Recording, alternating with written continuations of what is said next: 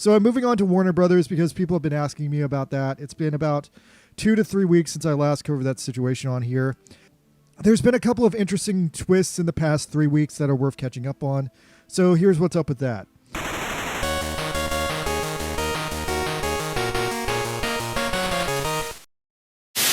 この番組はヨランのスポンサーの提供でお送りします。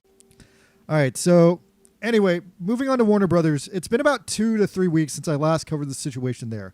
There's been a series of interesting twists that are worth catching up on. So here's where we're at.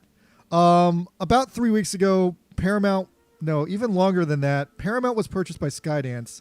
And since then, they've been pushing as hard as possible for their next acquisition to be Warner Brothers, which is extremely bad for kind of everyone. Like, if you like stuff, if you like movies, Warner Brothers and Paramount combined together is just going to leave us just crap left over. As it is, both companies are gutted shells of their former selves due to Paramount merging with CBS, WB merging with Discovery, and then both companies just doing a lot less as two companies than they were doing when they were four companies. Although I guess CBS and Paramount merging at least made like Star Trek better for like one season, so that was something. Skydance's CEO Ellison seems like he wants to completely control the American media landscape, and taking down WB will entirely change the flow of American media. Anyway, so then a bunch of leaks happened over at WB because everyone over there is mad depressed. The leaks I got from the employees still working there that survived the last merger a few years ago say that on average every time these mergers happen, about 20 to 50% of their staff almost always lose their job. There were a bunch of minor internal leaks that happened. Most of the employees were treating the situation very grimly, worried that the damage another merger will cause, worried about who's going to get laid off, worried if we're going to get another wave of movie cancellations like Batgirl, Scoob, and Coyote vs. Acme. Those movies all got canceled after the situation from Zaslav taking over in the last merger. So we're going to have to wait all the way till summer to see Coyote vs. Acme because Ketchup Entertainment saved that, and Scoob-Doo and Batgirl are just completely gone because they were deleted for tax write-offs. Anyway, I guess the situation at the studio is so bad and depressing because the people who are working on movies now realize that the movies they're working on could easily be killed by the tax write-offs if the new studio heads hate them after the merger goes through, and that just vibe and that atmosphere is bringing everyone working at Warner Brothers down. If there's anything positive coming from the merger, when the employees were consulted about what they hoped would happen, their personal hopes was that Apple would buy WB. As I previously stated in my breakdown of all the potential buyers, it feels like WB being bought by Apple is the only scenario that keeps the company being mostly intact, mostly run by America, and it avoids Saudi Arabia being involved. But anyway, finally, there was one final person at WB Animation who I guess got fired and completely spun out. This person leaked a bunch of stuff, but unfortunately none of what they leaked was really spicy enough for me to bother covering. There was some minor character concept art from Merry Little Batman because that just released as a show. And the only other thing I feel like worth mentioning is that they released a handful of minor canceled concept art from the Cartoon Network original film Driftwood, which was famously canceled when Zaslav gutted it because he hates cartoons and he gutted CN. He destroyed Cartoon Network. And yeah, this was just some basic character concept art. Although the character concept art was super like early in the production and it still had like the bland production title of like Dogs in Space or something like that. Anyway, so after that, the merger wars really started heating up. Paramount started pressuring WB to sell and put in a bid for $16 billion to the entire company. And reportedly, they had Trump's blessing to go through with the merger because Trump had already been paid off by Ellison with the first CBS merger. But as it turned out, Zaslav wasn't interested in that deal, and then they made him another offer that was big enough to at least change his mind in terms of what he was doing. Previously, Zaslav had been trying to break up WB to separate the film studio from the cable companies to seemingly increase the value of WB as a film studio, while saddling the cable companies with seemingly all of WB's debt and other problems. But after Paramount pressured WB and Zaslav so hard to go through with the Paramount merger, I guess he decided, fuck it, why wait? Let's see what's on the table. Let's see what people are offering. So Warner Brothers changed their status to that they're accepting deals to see where a merger would go. But so far, they've been turning down all the deals that have been put in.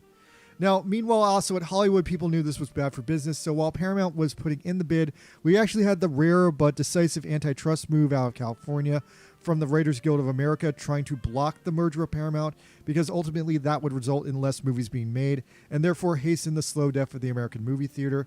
And quite frankly, at the end of the day, less movies being made is worse for everyone, because we all like movies, we all like going to the movies, and we all like seeing what they're doing. So anyway, overall, after that first week, Paramount's $16 billion bid was declined. Now, supposedly after that, Netflix came along, and then they also offered, I guess, a little bit more than $16 billion, but also with the very negative idea that they were buying Warner Brothers and buying the studio mostly to destroy it, because Netflix views film studios and the theatrical model as a direct competition with their model of everyone stays home and just watches whatever they put out. So yeah, they were trying to kill Warner Brothers, suck out its IP, and by killing Warner Brothers, they would finally deal a killing blow to the movie theater industry as a whole.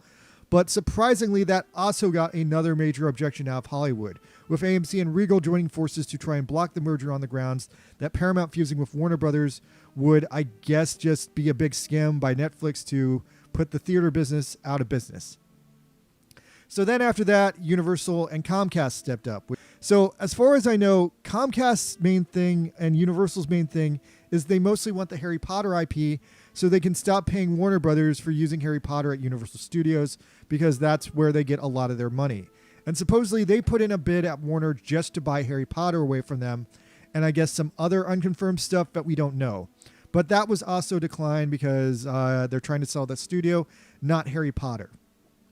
Now, the interesting thing that happened after that is Saudi Arabia finally came along, and they put in a bid for $17 billion, one whole billion more than Paramount, and they wanted to buy the studio all out to keep it together and keep running it as it's been running. Now, I personally said in my last video that I think probably that was the last best hope to keep WB working normally.